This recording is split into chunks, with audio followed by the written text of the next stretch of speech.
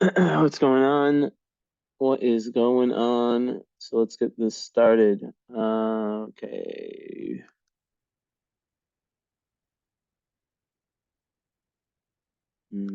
Just finished a gnarly workout. I have another meeting in 2 hours, so perfectly enough time. Okay.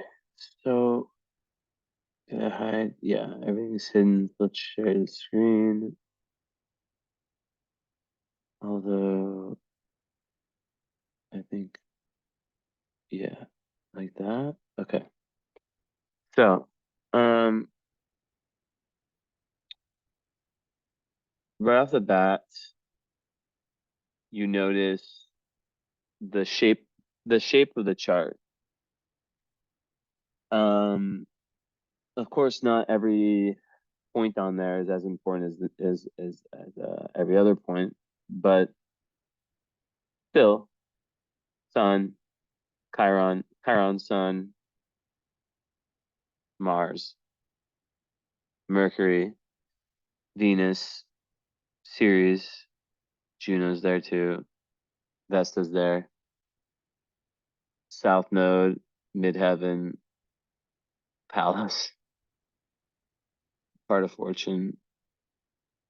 A lot of those are from 21 Aquarius to 25 Aries. And then you have a 2-degree Cancer rising with a 29-degree Jupiter in Cancer.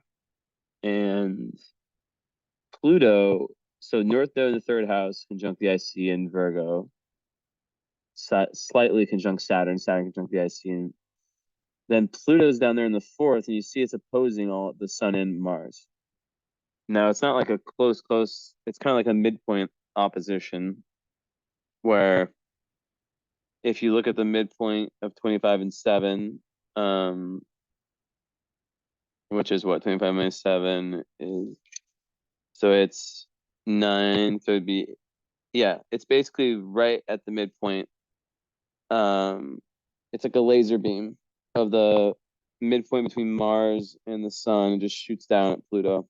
So, yeah, they don't, neither oppose Pluto super intensely, but the combination is creating an intense energy. And because it's a midpoint, it creates kind of its own angle. Now, Pluto is extremely important in this chart then, because it's fourth house Pluto. Alrighty then. Then Uranus fifth, Moon in Sag, conjunct Neptune in the sixth, seventh house Capricorn. Okay. So basically, oh my God. You know, first step is all that Aries energy. Aries Mars, superpower, even if in a woman's chart, it is just a mega power. Most wouldn't count that opposition, but because it has that other side of it, I would still go with it. And basically Mars in Aries is just, and the ruling planet's the moon and Sag. So there's a lot of fire in this chart, a lot of water, not much earth, not much air. So very creative. Water and fire, it's like very creative, passionate, emotional, intuitive. When it comes to groundedness though, not so much. And when it comes to seeing other people's perspectives, and you could even say like listening, It can be a little bit difficult because when you have Aries Sun, Aries Mars, it's just like, blah, like just energy, just like using out, um, which is tough. But at the same time, it's a very, very good for, anything entrepreneurial, anything that involves physical force.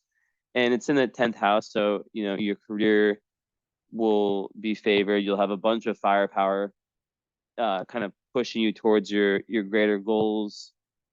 And it's a really, really, really nice thing because in a feminine's chart, a female's chart, it's nice to have masculine energy like this, to not put up with any bullshit from anyone. The thing about Aries Mars, it's very, very sexual. So, and opposite Pluto, you have to watch out for stalkers, and anything like any kind of sexual trauma. Like it's not that hard of an opposition, but because it's an opposition, um, you almost have to like kind of like, let's see if there's anything Uranus. No. Okay, good. But yeah, I mean, like with a Sag moon, like you just have to like not like really think about risk taking. And you're born in, okay, so you've been alive, you've been past your Saturn return, so yeah, probably like have to learn to hold the horses back in a lot of ways. So when it comes to life purpose, you know, Pisces South Node, conjunct Ceres, ninth house. Someone who is definitely, I just had this, crazy. Um, Someone who's definitely here to learn how to stop being such a star seed, such a not being such a star, not stop being a star seed, but being such a, in the dream realms type person, to kind of exist within the human realm as well. And yeah, I think that hmm, hmm, hmm, hmm, hmm. Yeah, the moon ruling the chart, Cancer rising with all the fire is really, really nice because it makes you like very nurturing, like your external self. So you're gonna be very, very different. Like people are gonna see you, they're gonna expect you to be a lot more Cancerian, like a lot more kind of not friendly, and a lot you're very friendly. Sagittarians are very friendly, very giving, but a lot more maybe weak. Like I'm not saying that you put out weakness, but people might, when they first meet you or whatever, they might expect you to be like, I don't want this to sound mean, I just don't know how else to say it. I guess like more of like more of a pushover than you really are. And they might get quite shocked when um they're like, damn, she's not like that, you know? Um, so that's kind of what happens when you have that type of energy, right?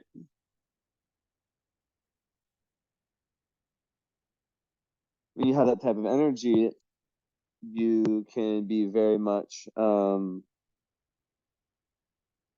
seen to be as like the nurturer, seen to be as like the calm, cool, collected one that people come to.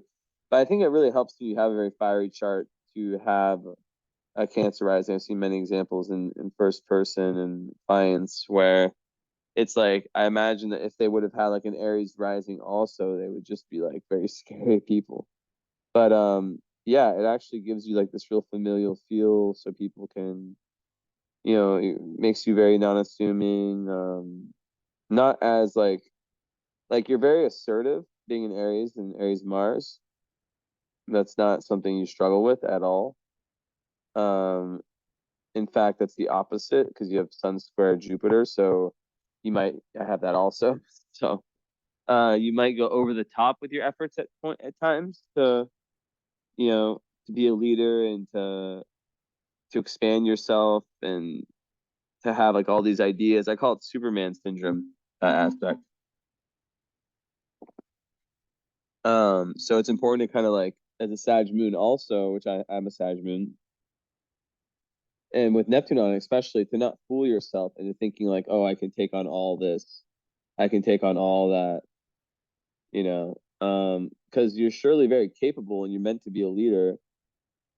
But it's important to not allow that to kind of seep into the point to where you're just putting too much on your plate and setting yourself up for burnout or setting yourself up for letting people down, that kind of stuff.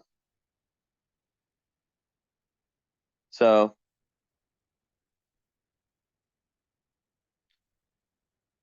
yeah, but yeah, your dharma, the place of dharma, career, that kind of arena of life will be very important for you.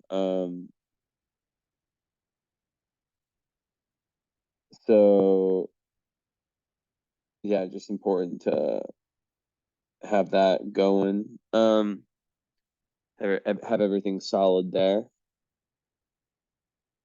And hmm, yeah, I'd say like with a moon ruled chart, it makes, the lunar cycles more important for you than for others.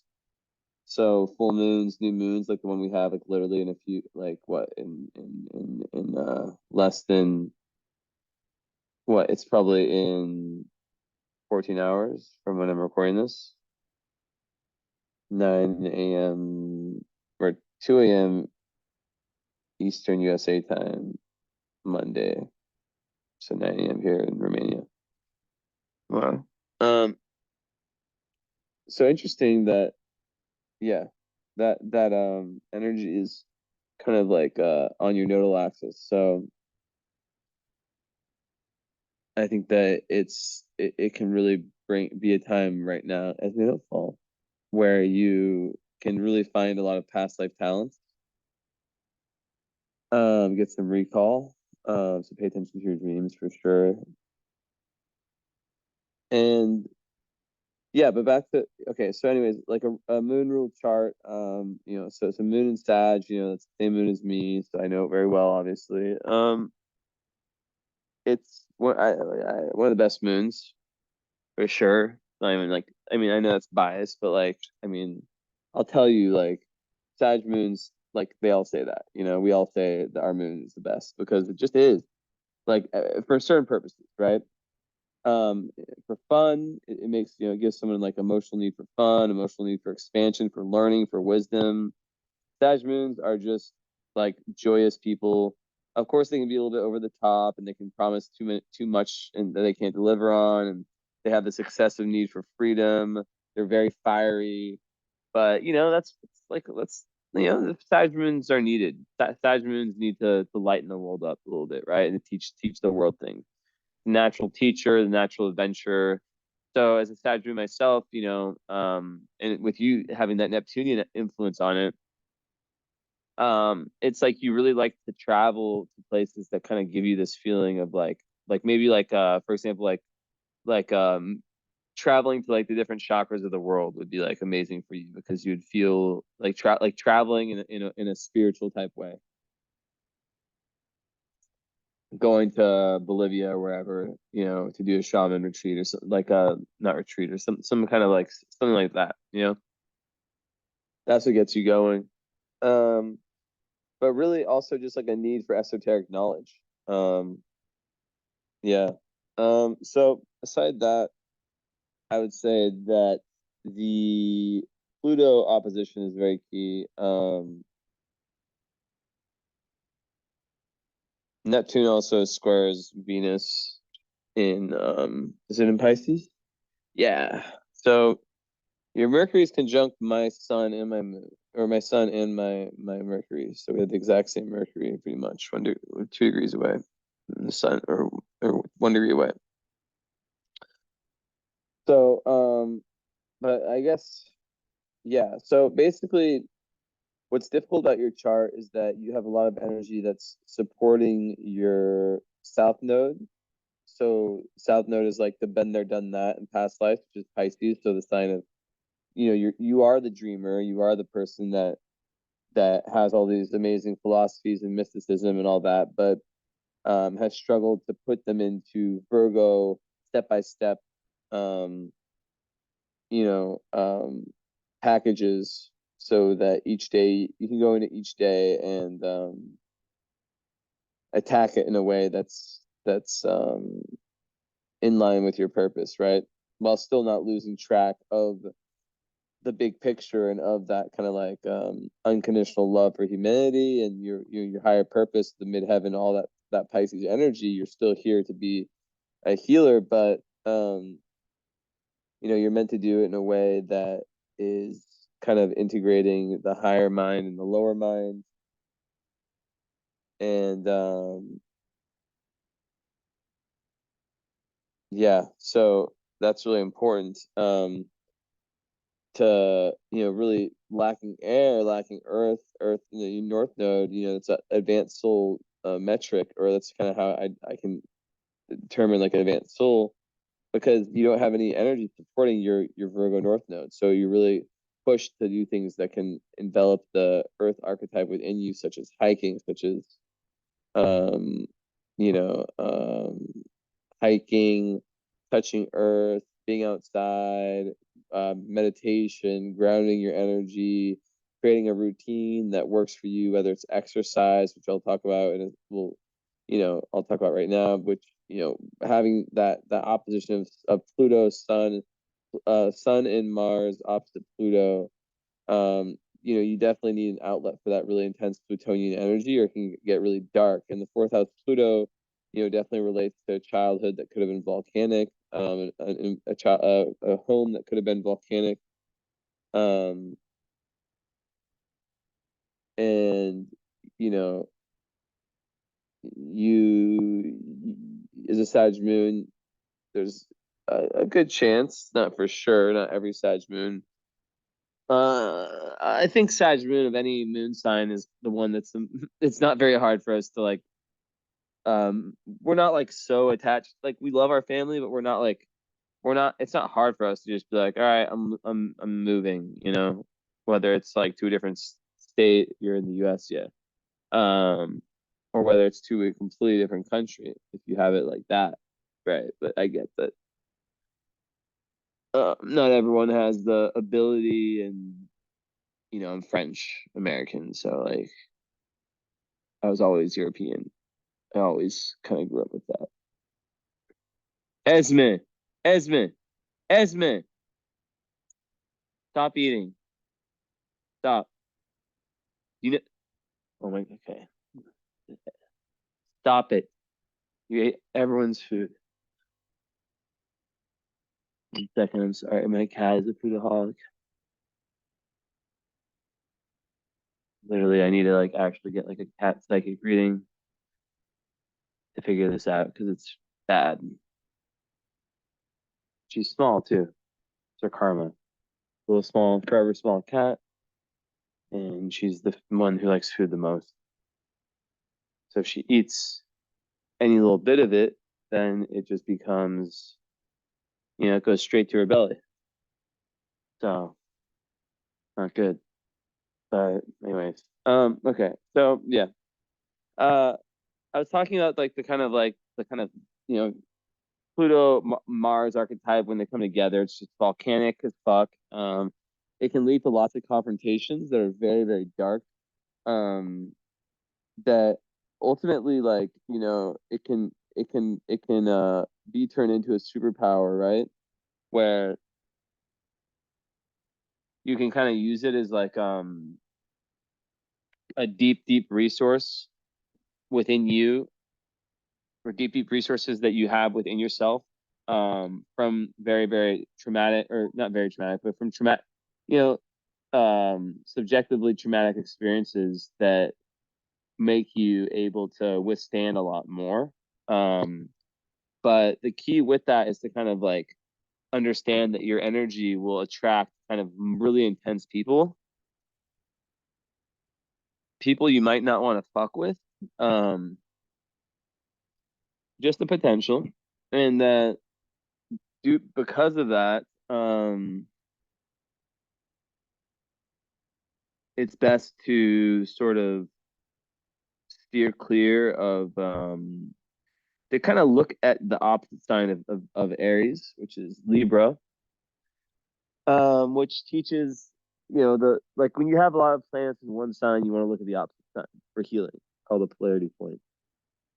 And for Aries, it's about it's Libra. So Libra's about diplomacy. It's about peace. It's about balance. It's about not rocking the ship too much. It's about considering the other person. This is you lacking air too. So when you lack air, it can be difficult to kind of consider the other person's like perspective and see kind of where they're coming from. And, it can make communication difficult, and it can have intellectual kind of, it doesn't make someone stupid. It's not what I'm saying. It just, it can make communication breakdowns more. It can make one more like dogmatic, more like lacking air. Yeah, just less able to kind of entertain. The thing is, you're a Sag moon, so that kind of saves you because that's like a very usually open-minded moon sign. But Sag moons also, they can be, they have their own kind of I think every sign is stubborn pretty much, but Sagittarius not like stubborn, but I don't know. I feel like every sign has like the thing that like they're proud of, that they think that they're best at, and then maybe they can get a little bit of ego about that. So in Sag's case, it's about not wisdom. Sag moon people are like, I am so smart in terms of like the wisdom I've acquired, especially spiritual wisdom with Neptune, that everyone should fucking listen to me. That kind of vibe. Um, and yeah, so that is a tough game to play. Another thing about Sag Moon that's difficult, besides all the amazing things, is they can really easily become in love, or not in love. They can, well, yeah, that's another part of your chart. Venus square Neptune. We'll talk about that next. But they can very much easily harden people too fast. And what I mean by that is, let's say that you have a partner and the partner crosses the fucking line. Now, of course, you are an Aries. Aries, Sun, Sag, Moon, powerful combination, but may I add, with a nice Cancer rising to kind of balance it out and give you a little bit more chill vibe in the Jupiter Cancer to kind of make that Cancer ascendant even more like larger than life, but also like in a very nurturing manner. I have Jupiter Cancer also, by the way. So it just makes you like very like the healing part of you is like very like you really, really care about people, and you really want to expand your search for meaning in a way that's like in line with your moon sign, I would say. I just made that connection now. So as a Sag moon, you'll be really, really, really emotionally connected to whatever. Like in my case, it's astrology, right? Like I will fucking die for astrology, like that's my shit and that's my life purpose. And that's the thing about Sag, is that Sag is the sign that can get very fanatical. Um, like I am fanatical about astrology, I get fanatical about different sports teams or DJs or people that I like, that I respect, not like crazy fanatical. I'm not like fucking one of these BTS army motherfuckers, but like, just like it's very passionate. So it's important when you have the square to not go over the top with that. It's like energy of like when you walk into the casino, you think you're gonna win it all, and then you lose all your fucking money, and you're like, oh fuck, I fucked up. Anyways, okay, so back to like, yeah. So the thing is like, okay, so you're with your partner, they do something fucked up, and then the Sag moon, because it's so future oriented, might overlook it and be like, it's fine, it's all good, whatever, fine, whatever, fine, fine, fine. It's okay. And the thing is, like, on one sense, like, yeah, okay, like that's a easier way to look at things. Um, but is it a better one? Because then when it comes to actual healing of the trauma, like a Sag moon might just deny their trauma. They might just be like, oh, but like because like this is like the good, like it's a double-edged sword, this energy. Um like when a Sag moon, one sec, hold on.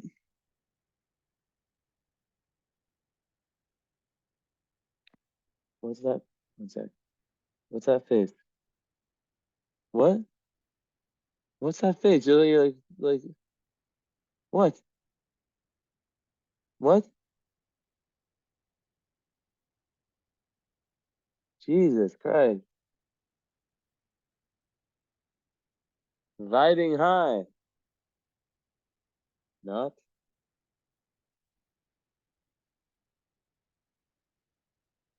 okay, I'm back.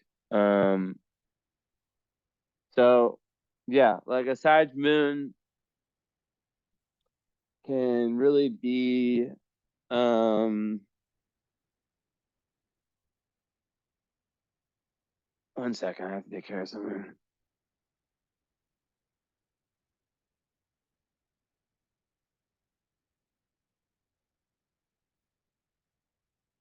Hold on, sorry.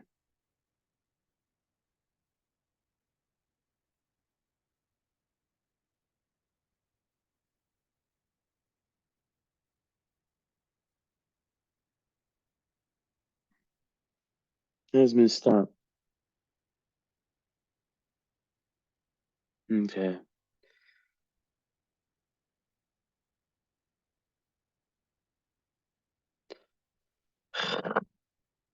Sorry about this. One second.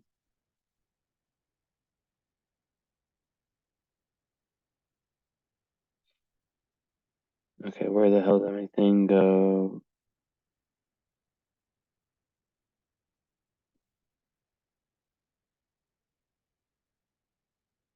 Sorry about this.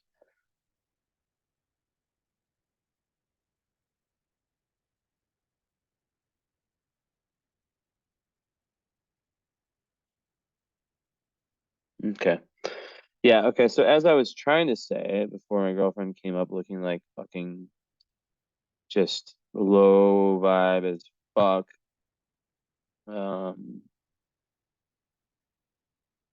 very uninspiring, which is pissing me off because I'm over here working my ass off, working out, getting my vibe high, all that stuff, and like I don't expect someone to just do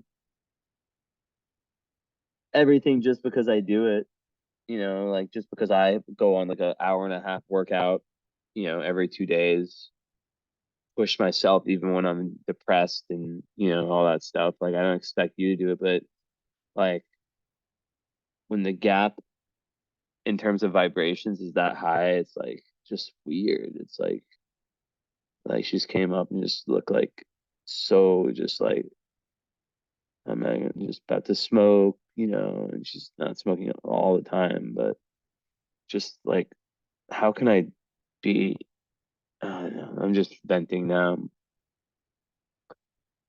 but it's just real shit, it's like energy is real, and this is gonna go somewhere whenever I get on these kind of rants, like they go somewhere. Just a very honest person. But energy is very, very real. And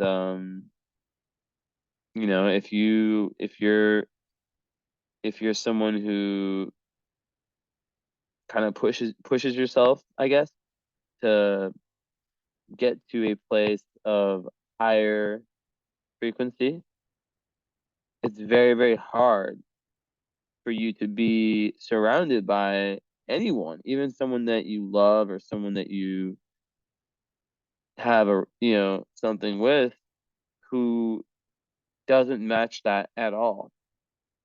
And this is a complete sidetrack from the reading, but I do not give a shit. And I'm not saying that this is my relationship's ending or anything like that. I think we have good compatibility. But with that said, I think that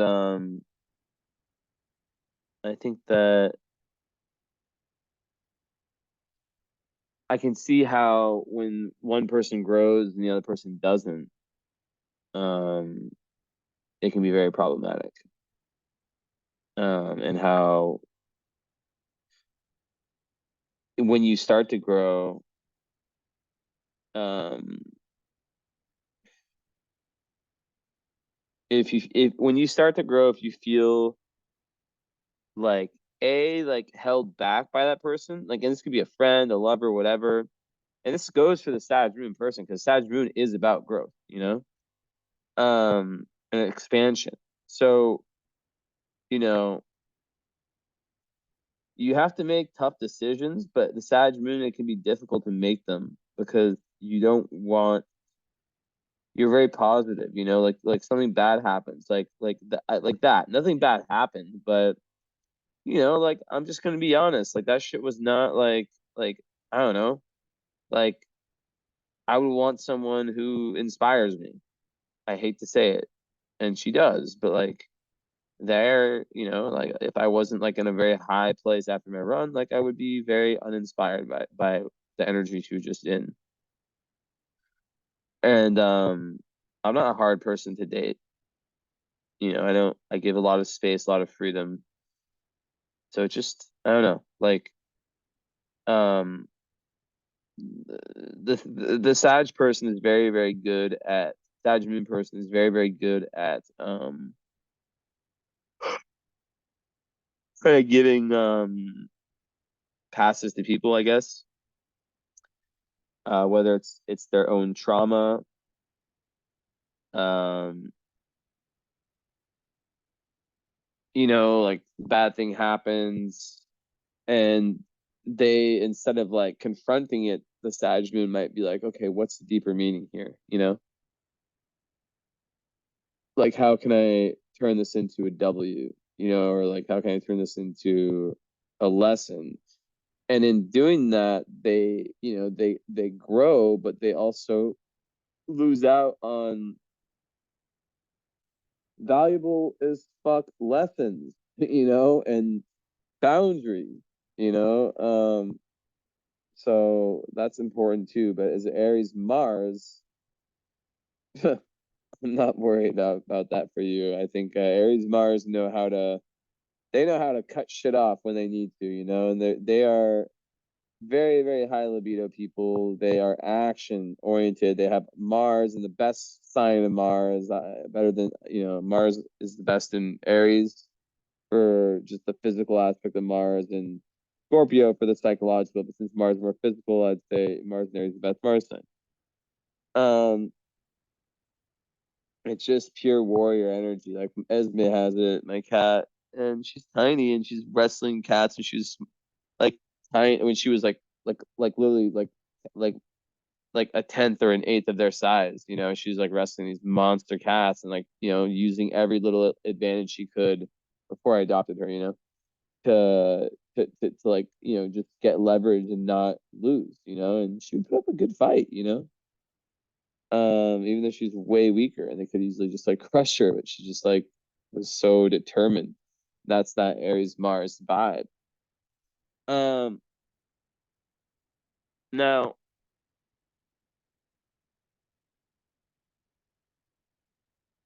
the fire will come easily, the adventure will come easily, the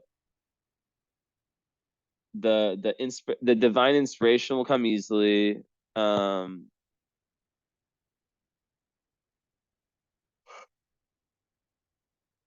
the question is, how will you ground yourself? How will you go out into the world and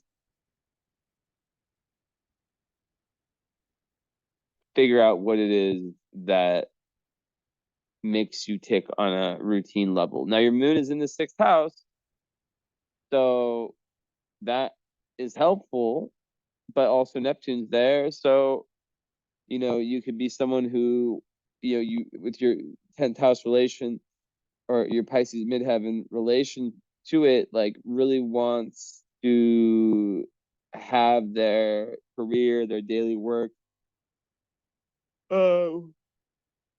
feed them in a very like spiritual way.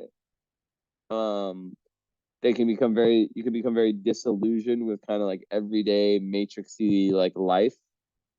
So it's very important to have like some level of service in your work or in your day to day, whether it's you know uh having like a yoga practice or meditation practice, or having your actual job, the thing that you do for work, like be related to giving back to humanity in some way. It's interesting that you have your Neptune on my moon. That's such a cool like conjunction, because my Sag moon activates your Neptune.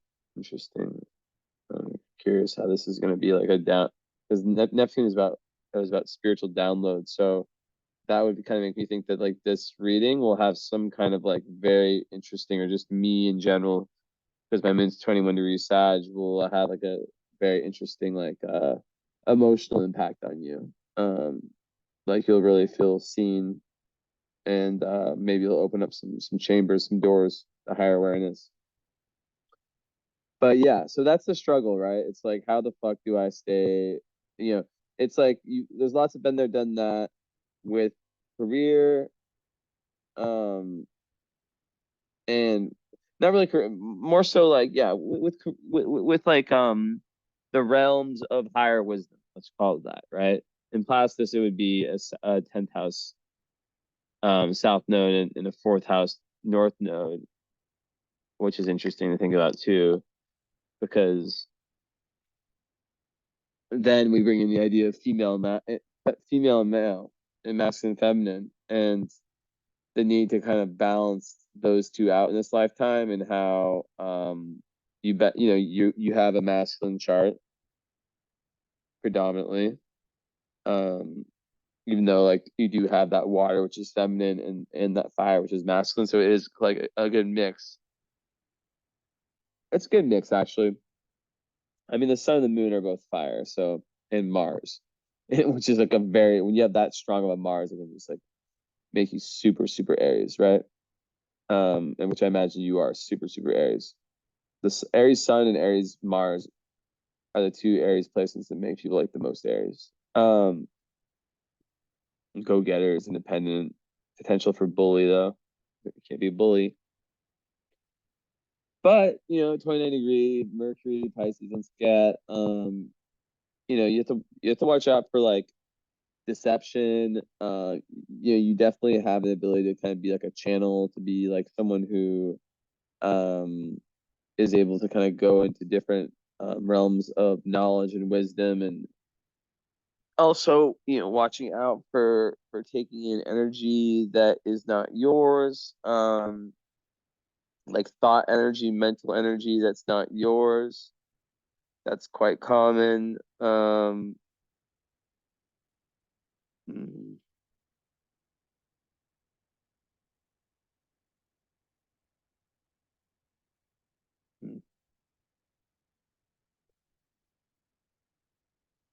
is it? Yeah, so it's like gifted with Jupiter's perspective. So that's an exact trine. So yeah, you'll have like a very like wide spectrum in terms of your cognitive, like your mind, and your thought processes. You'll be able to see the big picture really well, and that's another Sag moon thing. But also like from a cognitive level, you'll be able to really like, because like Mercury in Pisces people, sometimes they can get lost in the metaphors and the abstract, and very right brained. Even so, it gives you that even as an Aries, so you can really have like this intuitive mind. But yeah, it's really more interested in the realms of like higher wisdom. So there's not really like anything in your chart that makes it's like it's like very deep energy, you know? It wants to get to the bottom of things. It wants to, and it's very powerful. So the opposition of the sun with Mars, maybe there's something with the father that was difficult. Could have been like overbearing energy in some type of way. Um, Sun trine moon though, that usually means there's like a overall like kind of understanding between mother and father, like in terms of worldview. Trying to get comfortable here. My neck is okay. Um,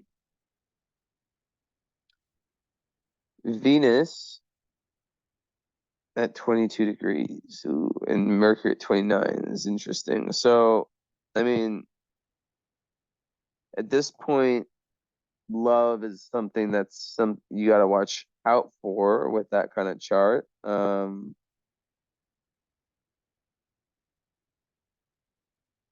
It can be very magical.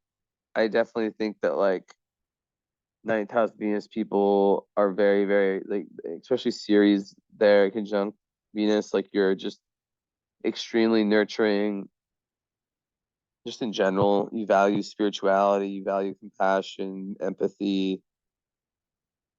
Um, and it comes from your south node, past life mysticism energy, um, which you're meant to kind of take some of these talents from your karmic past and apply them to your dharma, to your career, to your outer life mission. But then at the same time, you're also meant to um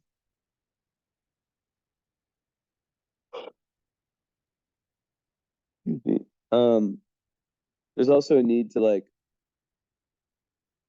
not fool yourself when it comes to love. And there'll be lots of like love would have been an area of life relationships that can be confusing and um big need to kind of watch out for like the energy vampire types. And but you'll be a very like nurturing lover. Very like soft side, very romantic, but easily disillusioned. So you need to like really take time. But if you're married already, like, the ideal partner has some level of adventure to them.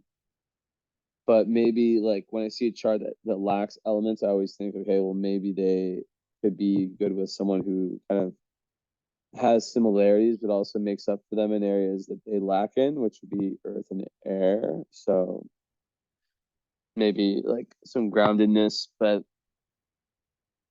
not like boring groundedness, not like closed mindedness. But yeah, like that square, um,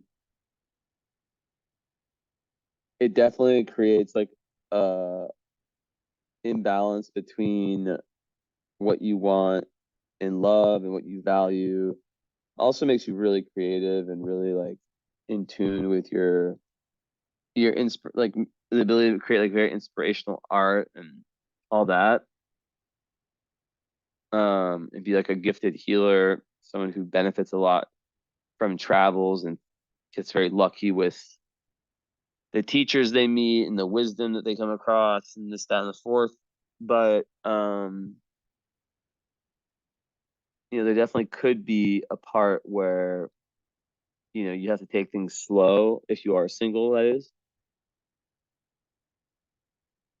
and not just jump into things. Anyone with that square, because there can be like this like real like imbalance between the part of you that is I guess more related to your emotional need to kind of explore and sag it out, and move forward in life. And then the Venus in Pisces, which is more about, romance and kind of just like wanting to stay in and meditate, and loving that kind of more nesty kind of imaginary realm type life. I have the same thing on Pisces Sag, like sun and moon, so I get it.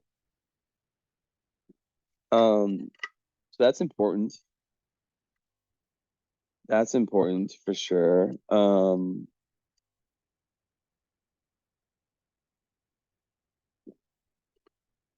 But like at the same time,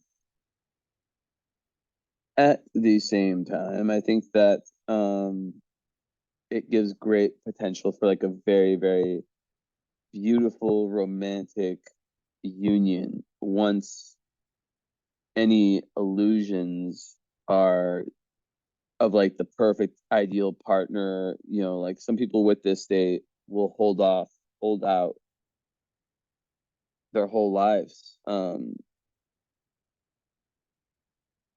or a long time, because they can become very like, oh my God, this is the one, this is the one, this is the one.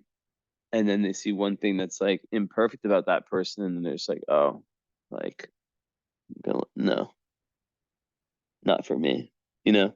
So I always tell people like that, like, have like a friend who's like kind of earthy and maybe more logical, um, grounded, who's able to kind of give you that like that feedback, right? That's important. Um, but yeah, to really like win with that square, because it's also moon square Venus. It's like yeah, the emotions just being in in um in clash with the romantic kind of part of you. Now, Juno's in Aries though, so your ideal partner is someone who's ambitious and who's kind of, says it how it is, and who's entrepreneurial and yeah, pioneering and fun, and who action oriented and all these things. But yeah.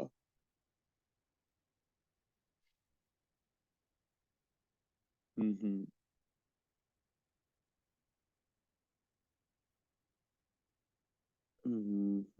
And then when it comes to like creativity, right?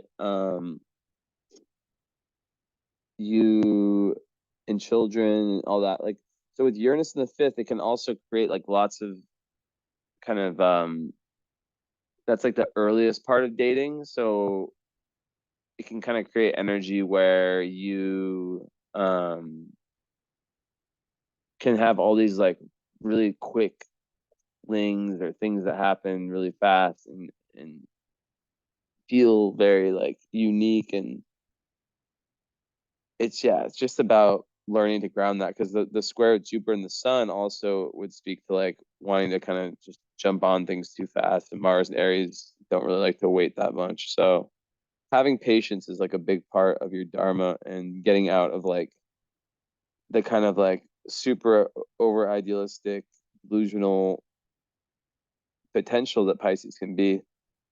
Now, Black Moon Lilith being in Leo in the second,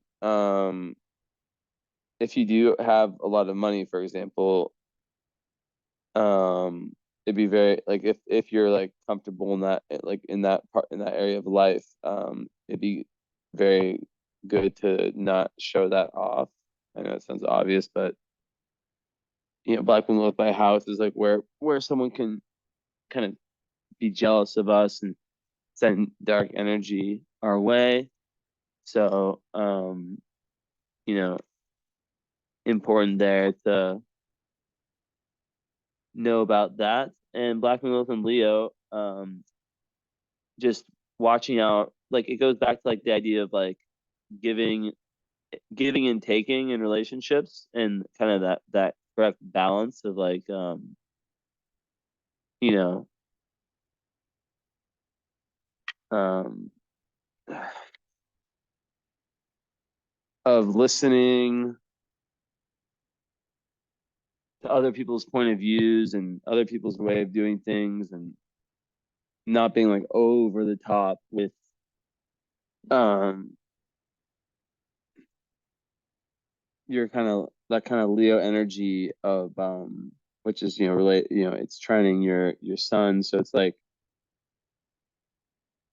and your moon, it's like a grand trine with black moon with moon. It's not, it doesn't count as a grand trine, but it trines your moon and your sun, so it's like very good witch energy. Like you have like this very powerful like witch energy, but on another end, it's like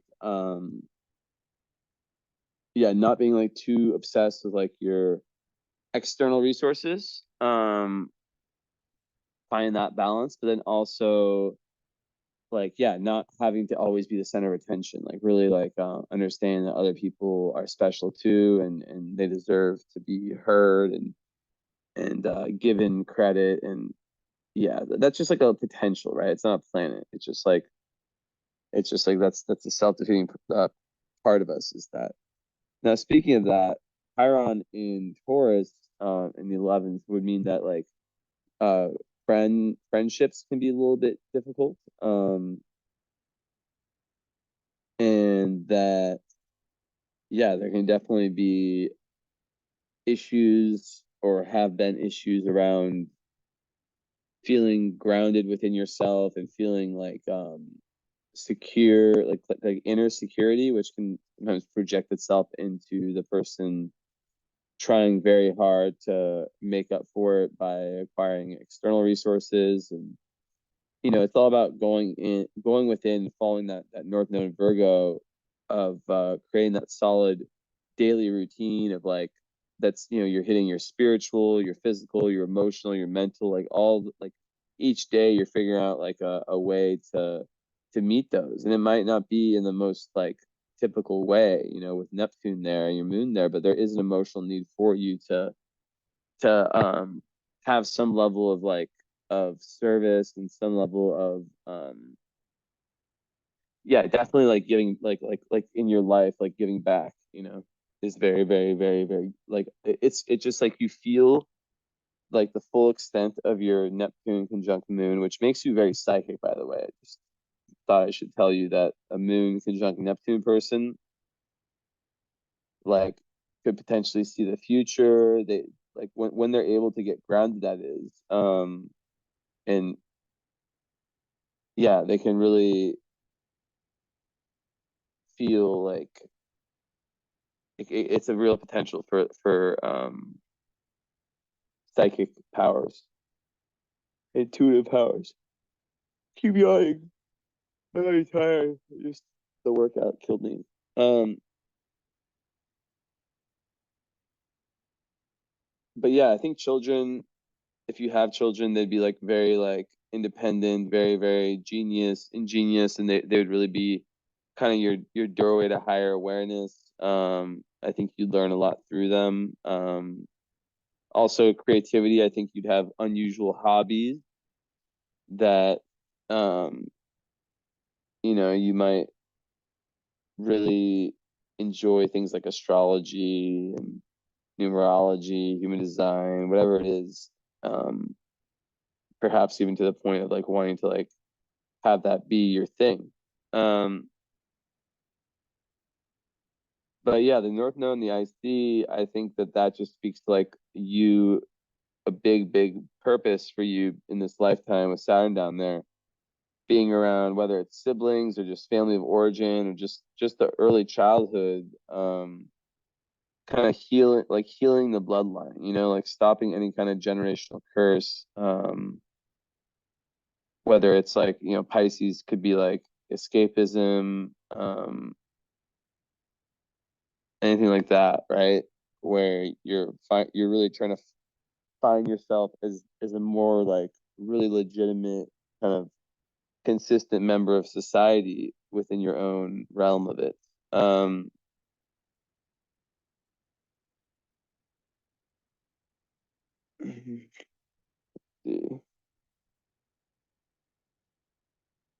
And I think it's through, really like that adopt adoption of the inner child that you can flourish the most. And Vertex fifth, definitely like, yeah, like by just really like by going into love energy fully, you have the best potential. Now also Pallas being in the eighth with part of fortune, it's like kind of very genius energy in the esoteric, and the third eye is very open. You're very like ahead of your time in that sense. Also, I forgot to say about Chiron there, like, yeah, like, so it could make you really want to like find other friends who are also healers. And there can be healing around like the body, there can be like body images, like let's see, with the ascendant. Yeah, so ascendant square. Okay, so like there could be some issues around like trauma to the body, right? To the physical being. Um, they won't say anything. Let's just see.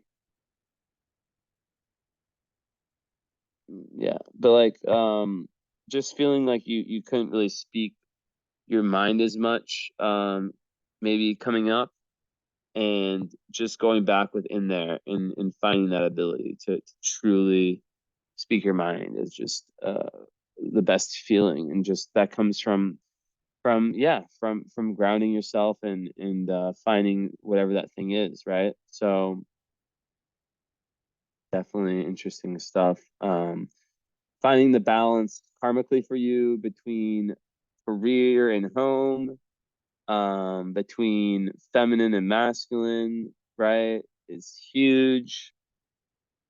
There's been lifetimes where you've been too much on the masculine side, other ones where you've been too much on the feminine side. So, like, how do you balance that out and find the middle ground, right? Now, with yeah, so definitely you're a deep diver.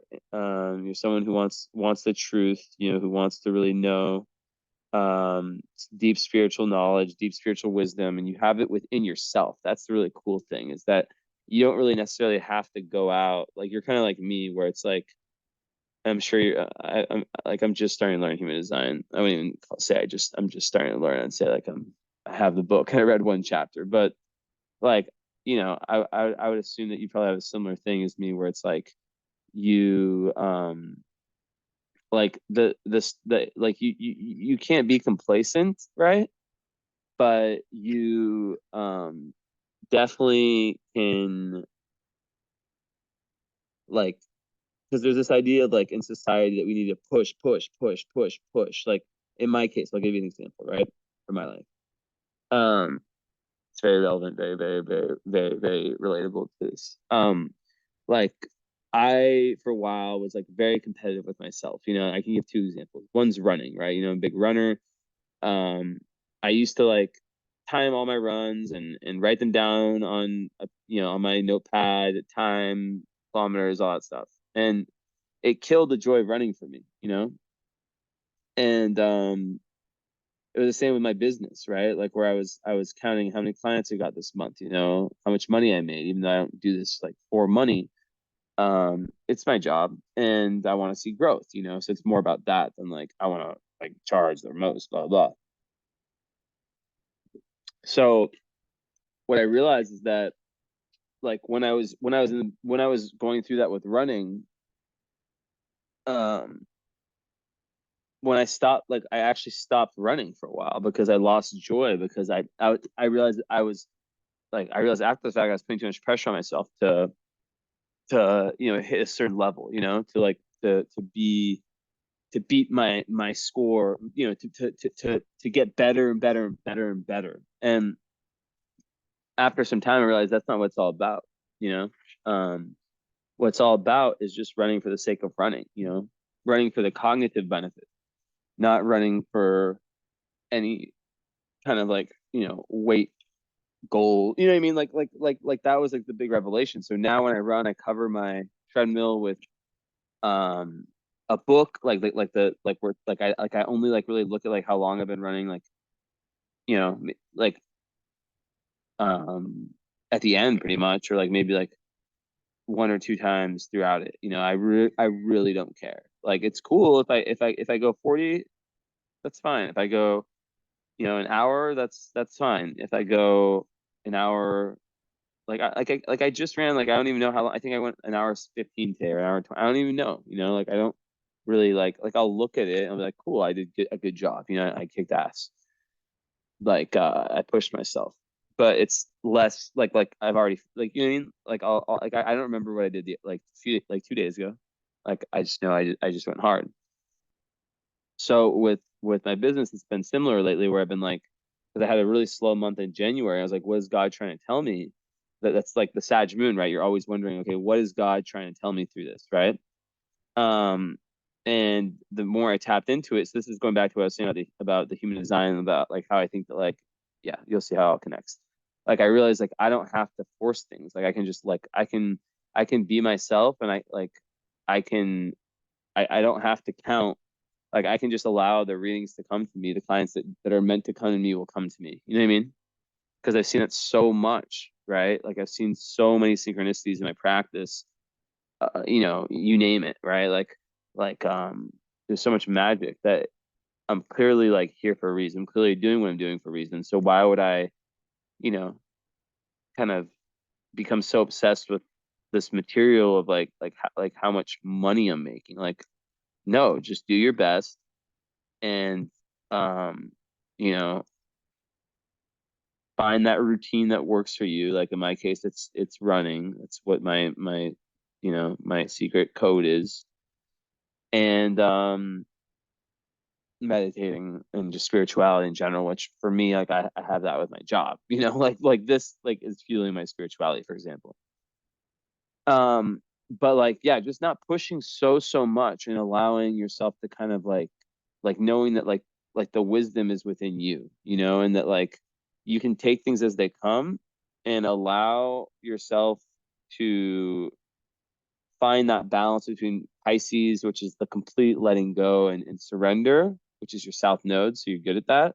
But then Virgo, which is also like, I can't just sit back and not ever make an article. I can't just sit back and never, like produce and just completely disappear. But I can, or I can't just like not do a reading for, well, if I have a week where I'm like really, really off, I'm not going to do a reading, simple as that. But like, as long as, you're working your hardest, or not your hardest, as long as you're working smart, and you're doing what you feel like you're meant to do, and you're grateful, you're praying, you're doing whatever it is that fuels you spiritually, gratitude. Like the other night, like last night, I didn't feel that great. I was kind of just stayed up late, like for no fucking reason. And before I went to bed, I was like praying. I was like, I really pray that I wake up tomorrow with like a positive mindset, that my dreams don't like fuck with me, and I wake up with energy and I can just kick ass. And I did, and it's just like a little prayer like that you don't think will have that much of an effect, but it does. It's just fucking wild, the power of prayer. So yeah, just a little something. But yeah, you definitely have like this real esoteric power.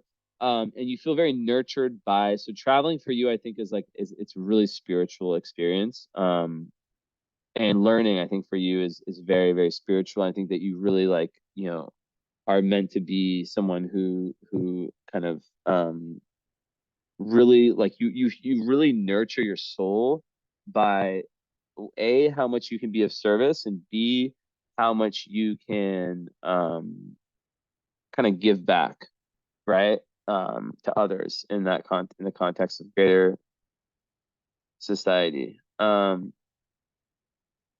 that's cool stuff. Now, aside from that, let's see. Hold on, a quick second.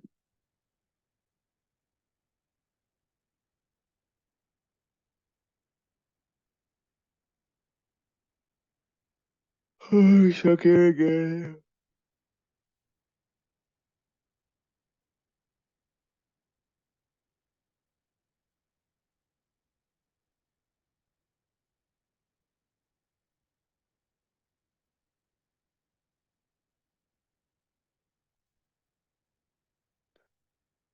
Okay, good. And like another part of that is diet, right? It's like what do you put inside your body, you know? There's so much shit out there, as all of us know. And I think at a certain point, like, you know, how much you can prioritize that, you know, diet, can really, really make a massive difference for you. And I know that that can be said for everyone, right? Like diet is good, good diet is good. But it's like for the Virgo North Node person, they can be so ethereal and so in this other realm that I don't know, it's just like harder, I guess. It's like harder to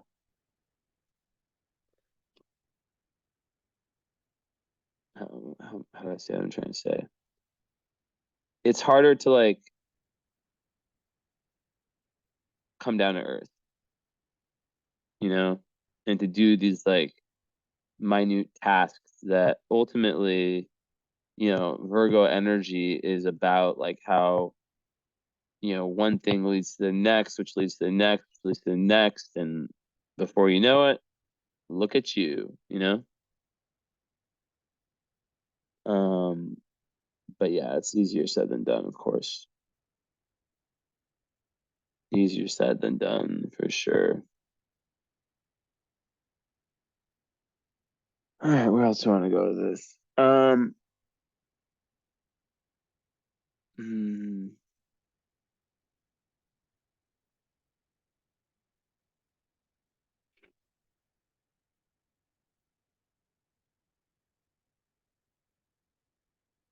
oh shit, there I am. It's really not light in here at all. I usually have lighter lights on. Let me turn their light on.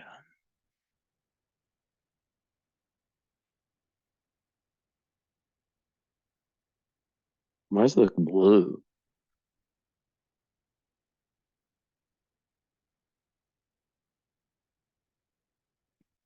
That's too blue. Okay, well it's supposed to be white. Anyways, not very white. It's like light blue, but kind of nice. Um, so, so. Hmm. So then Moon sextile Pluto gives you like this emotional power to be able to like mold your life into anything you want it to. But then you also have Moon square nodes. So that's you know, someone who learns from experiences, very sensitive rather than, you know, books. Oh, my lights just turned off. That was weird. Wait, why did those just turn off? I was like, did I just lose those? Yeah, like learning you know, experience is really like your teacher, right? Also it could relate to like issue, you know, karmic issues with the mother, like a need to like balance karma in that relationship.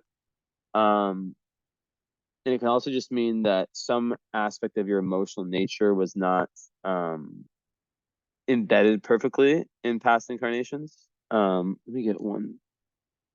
Yeah, like one of the books I will look at once in a while. It says, okay, so unresolved issues with the family of origin, with the formation of personality, and with the emotional body. There may be specific unresolved material involving the mother or primary caregiver.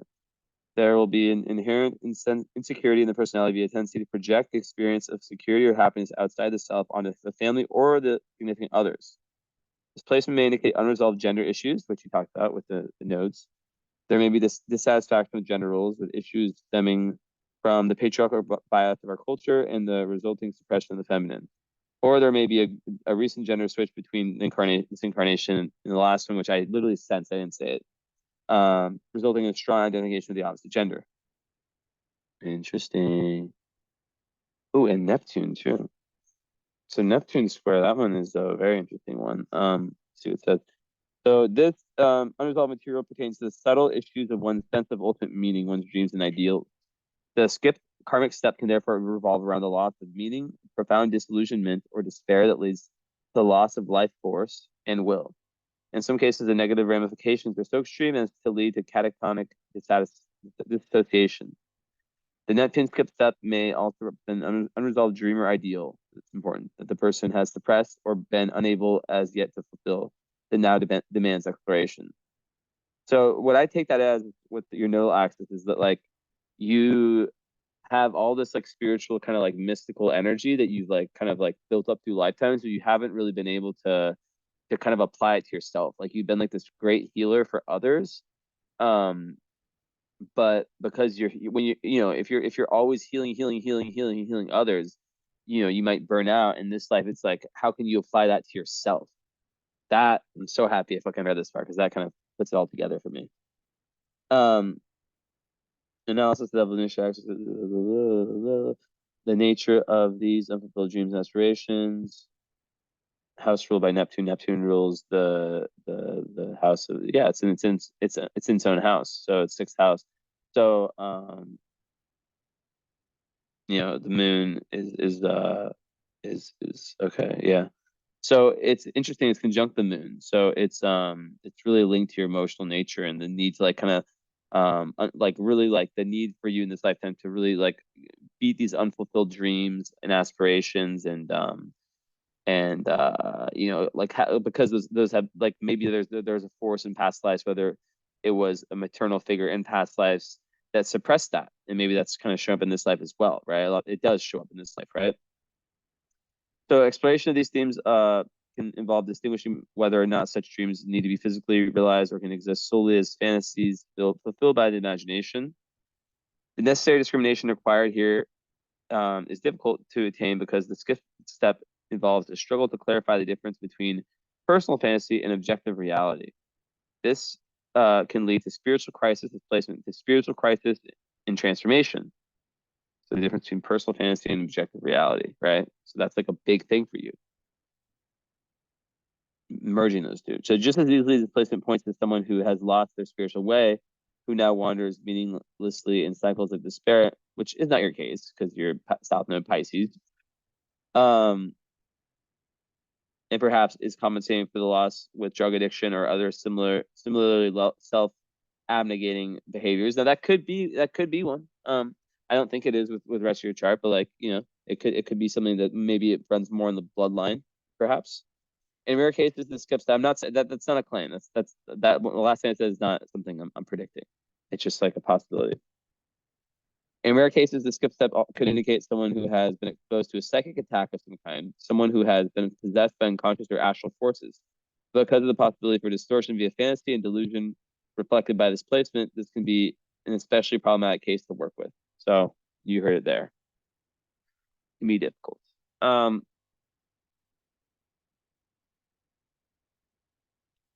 So yeah, Vesta, Aries, 10th, you know, on the zero Aries point, like that's just like very self-motivated and work, very entrepreneurial, committed to your ideas, to independence in regards to personal success, and really like lots of dedication to your career, you know, like really like discipline in your career. There can be a little bit of perfectionism that can show up there, putting a lot of pressure on yourself. So you have to like kind of watch out for that. And Mars in the 10th, of course, you know, it's just like superpower, super ambitious. Which yeah, if it's going in the right direction, which is midheaven and Pisces, which is like, you know, really wanting to like have your career make a difference for the world, then it's beautiful, you know, how that all can connect. And you know, your mind is just like, you know, 29 Pisces, it's like you know, it's just like the endless intuition and imagination. Tuning into other people's thoughts, for example. But yeah, it's like that the idea of like needing some alone time when you have Pisces placements.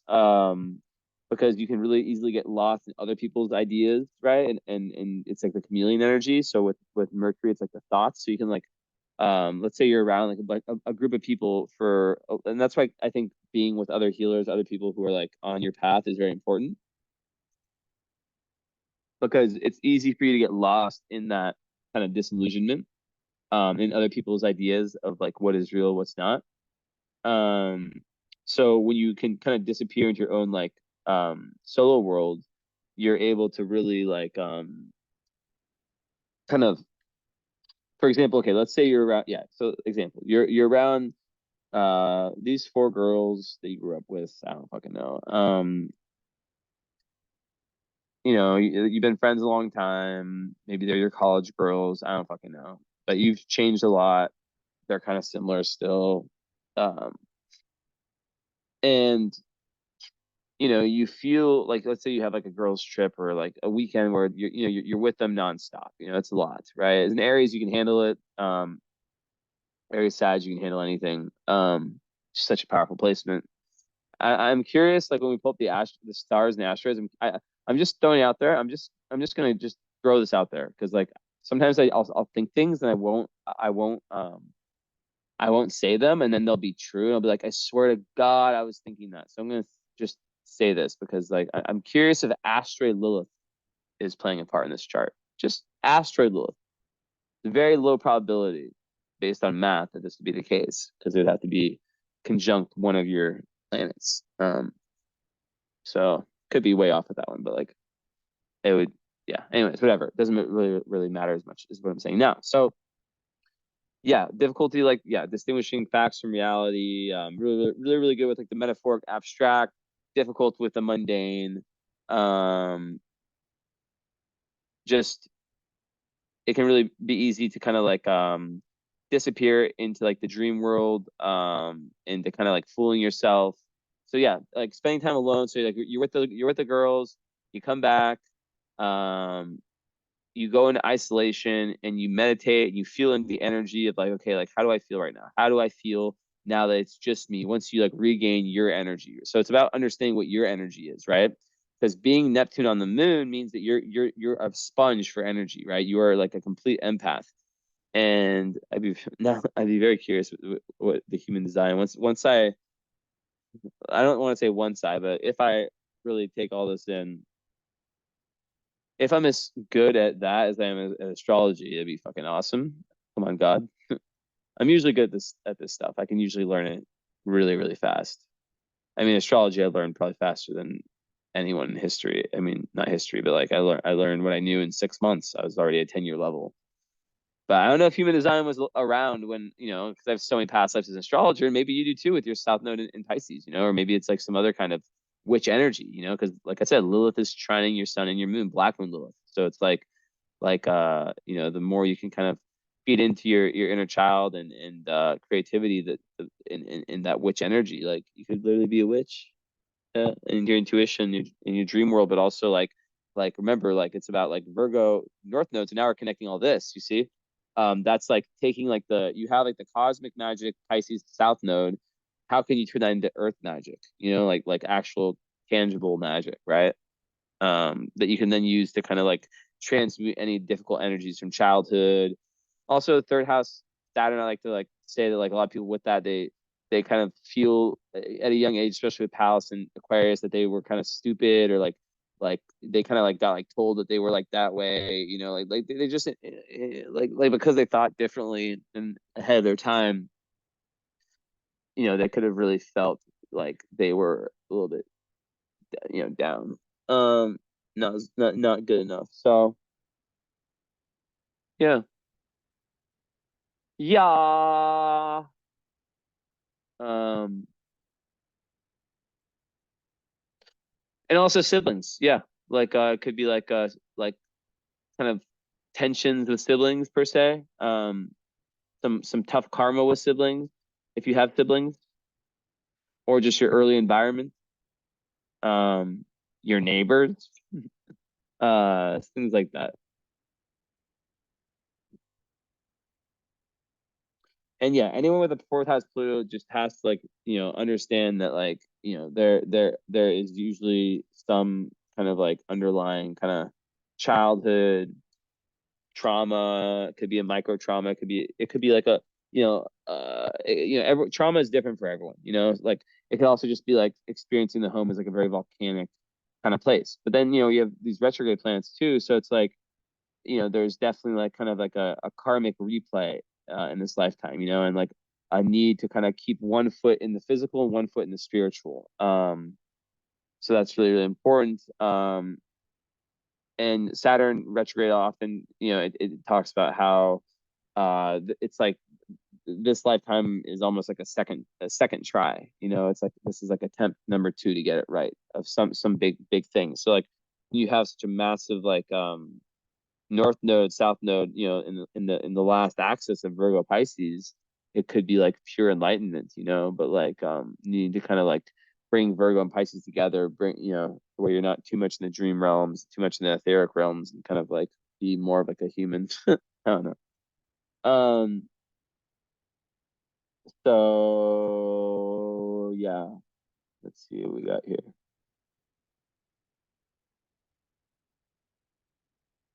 I'm just staring at my computer here.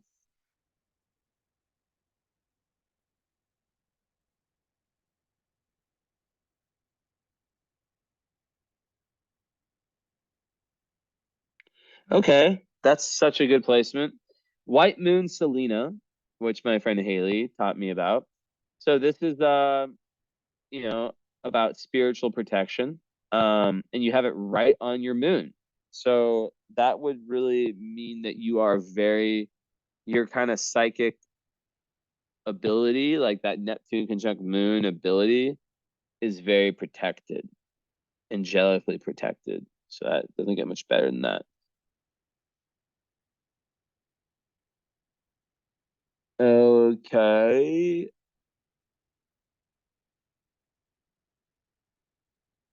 You have Fama on your midheaven. So Fama is what it sounds like. Fame. Midheaven is career. Are you famous? We have potential for it, according to this asteroid being on your midheaven.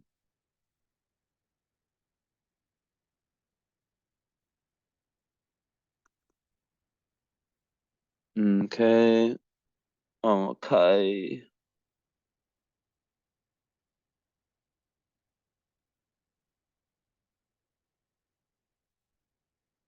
All right.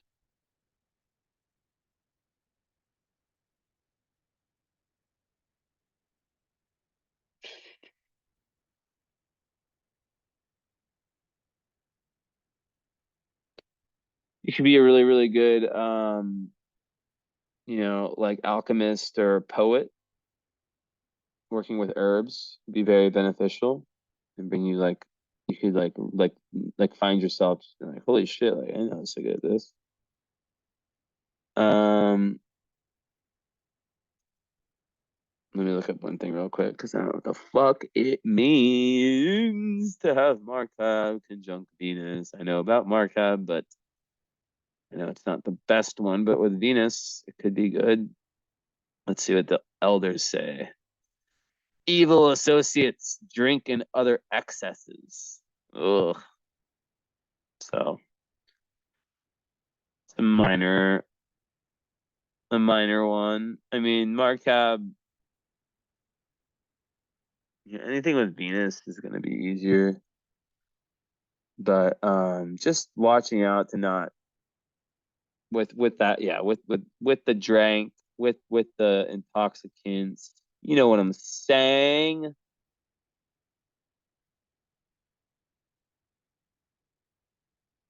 I'll pull this up too.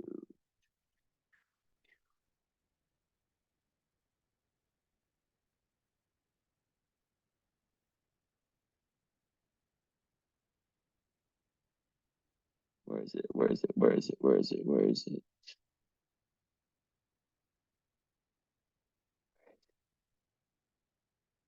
Yeah, okay, so your part of love is 28 degrees Taurus. So if you meet someone who has, I was telling you that earth energy could be good for you. If they have like, something um like I'm not saying that that's like the sign for you. I would never make such a statement. But if, for example, you met someone and their moon was at their moon was maybe not their moon. Let's call it like their sun was in Taurus, and maybe they had like, I don't know, let's call it like a Leo moon or a Sag moon. Also, two Sag moons together is fucking awesome. Or an Aries moon, amazing. Like that could be nice. So like that's the part of love. But I haven't looked at it that much. Um, now let me see one other thing. I always forget to do it. Where is it though? Here it is. Okay. Wait, why isn't it showing me?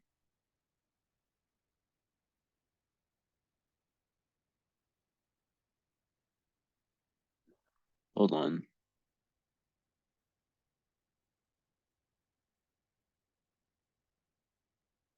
I haven't done this in a while.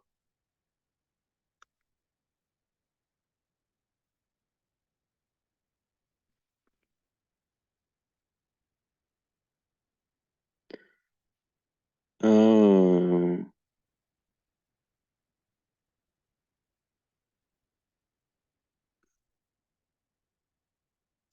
what was that? I just heard a noise. Do do do. No, where is this shit? Oh, I know I had this.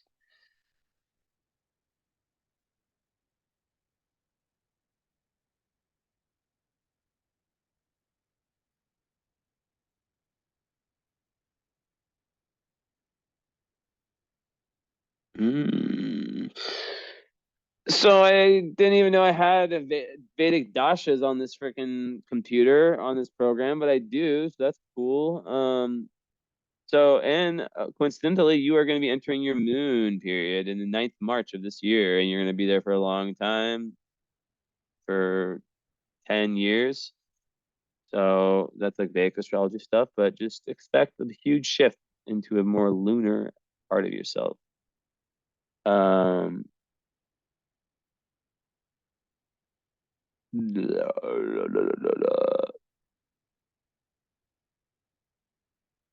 let's see. How do you do this again?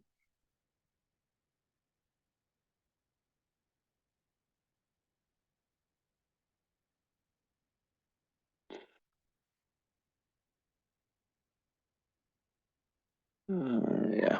Okay. Well, I guess it's not telling me what I want to know.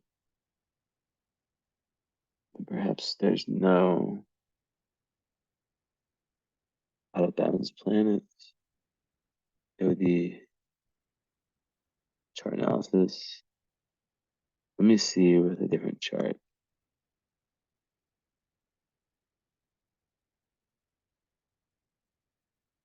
Oh, okay.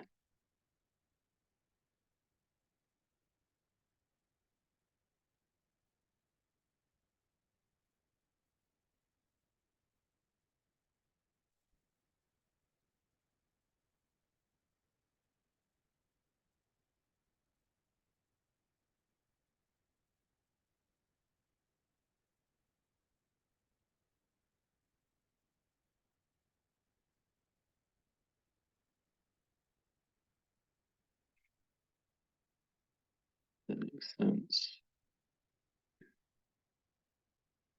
Yeah. So that is everything. Fire reading. I hope you enjoyed. Oh yeah, one thing. So one thing. I'm so like tired from it. Okay, basically what everyone does, you got the reading and follow up. What 99% of people do, pretty much everyone, is they get the reading and follow up, and then they book the current astrology. So instead of just having the 1 hour follow up, we're having that regardless. Where we talk about all this stuff, we concretize all this information, just natal. Um, we add 2 hours to that, becomes like a 3 hour live Zoom session where we're going, oh, I call it the current astrology slash spiritual alignment. And it's magical.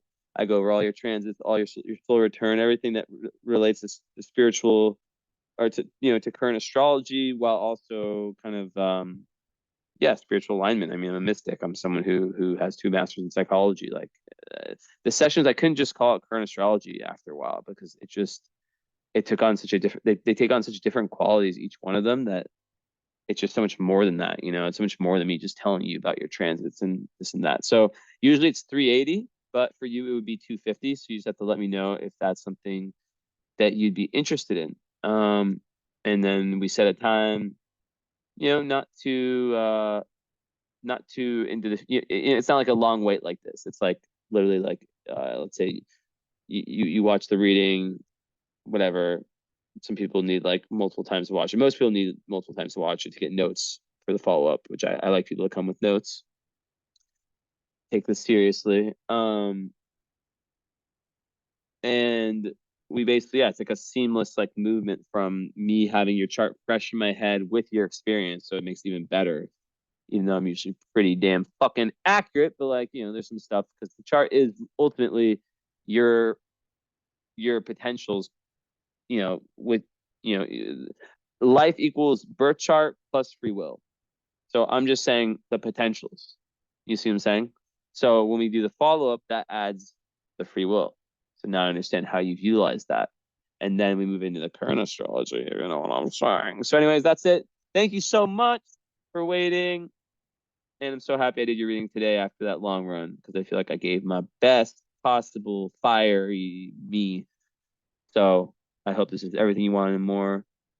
Kisses from Romania, from Esmet. Esmet, look at how much weight she gained. She's a thief. Don't be like her. She just freaking stole all the other cats' food, and she's so sneaky, and she's such a cute cat, though, and such a sweetheart. That's really hard to be mad at her, but she has one little vice, which is her food addiction, which comes from her trauma of being basically like, a fucking outdoor cat, like in the wild, born in summer, and had to survive a full Romanian winter. Only one of her 6 or 7 like siblings that survived was her. And then I took her in from my girlfriend's house, her family's house, like 2, 3 hours away, mountains. All right. Well, it's been a pleasure. I'll talk to you later. Ciao.